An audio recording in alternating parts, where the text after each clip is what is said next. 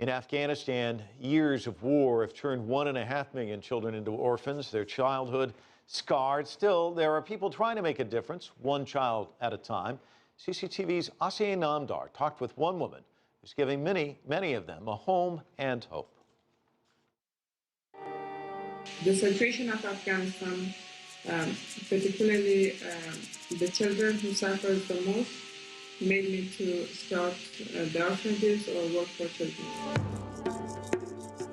That is Andeisha Farid, a hero to hundreds of Afghan children who had nowhere to turn in a country that has endured Soviet invasion, Taliban's brutal regime, suicide bombings, and U.S. airstrikes. For the past 10 years, Farid has created a safe home for the orphans of Afghanistan.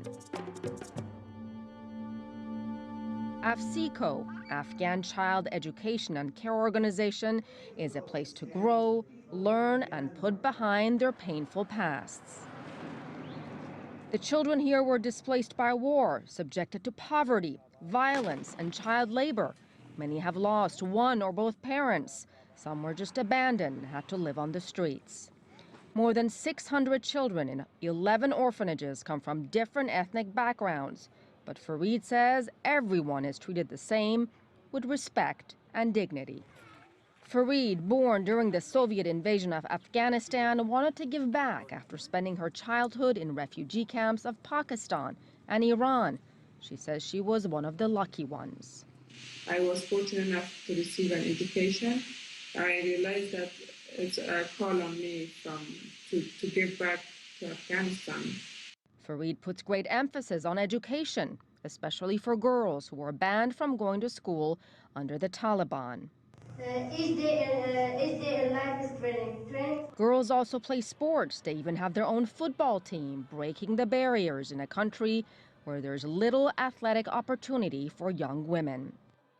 Farid's passion, courage, and vision for improving the lives of Afghan youth have gotten her international recognition, including praise from U.S. President Barack Obama. Andeisha Farid, an extraordinary woman from Afghanistan who's taken great risks to educate the next generation, one girl at a time. Her dream for the kids: to live in a country full of possibility and opportunity, where there's peace and security, and where getting an education doesn't mean risking your life. I hope for these kids, again, to walk from school, from home to school and back and forth without any fear.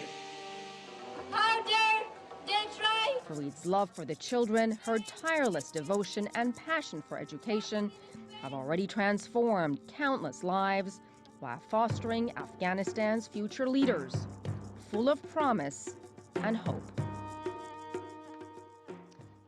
And Asieh is here in the Washington Broadcast Center. We hear so often about kids being recruited by the Taliban, where they may even pay the families. Did you talk at all about how to keep them away from the Taliban? We did talk about it, Mike, and I think her magic formula is education, because once you educate these youngsters, you give them opportunities, you give them options, and once they have that, they have hope. Once you have hope, you have no reason to join the extremists.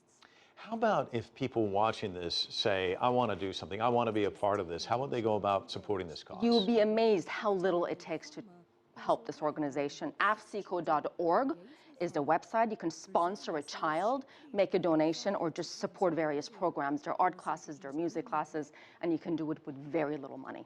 And it's great to see a story like this, because all too often all we see are the bombs and the deaths and all of that sort of things. But there is hope there, and we're seeing it obviously in the case. You betcha. Asieh, thanks so much. Sure. Thanks, Mike.